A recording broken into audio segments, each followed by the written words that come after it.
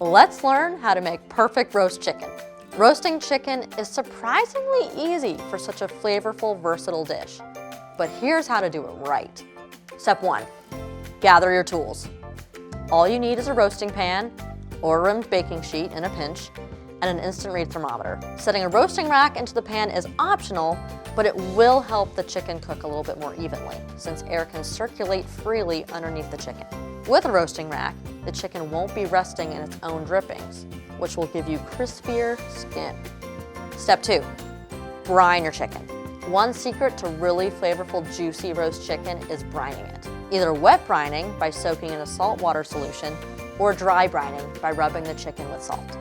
Step 3, flavor it up or rub it down.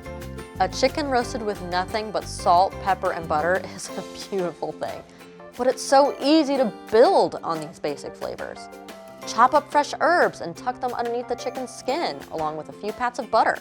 Or stuff herb sprigs into the chicken cavity along with quartered onions, cloves of garlic, wedges of aromatic fruit such as lemons or oranges.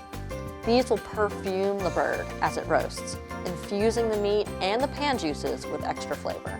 You can also do a dry rub under the skin, which is a blend of dried and ground spices, rubbing them underneath the chicken's skin and inside the cavity. Since they're underneath the skin, the flavorings won't burn, plus they'll infuse the meat. This is a great way to add some spice if you'll be discarding the skin.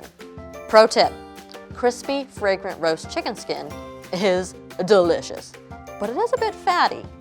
Whether you eat it or remove it, always roast with the skin on, as it holds in moisture and keeps the meat from drying out. Step 4, roast. There are 3 methods for roasting a whole chicken. 1, regular method.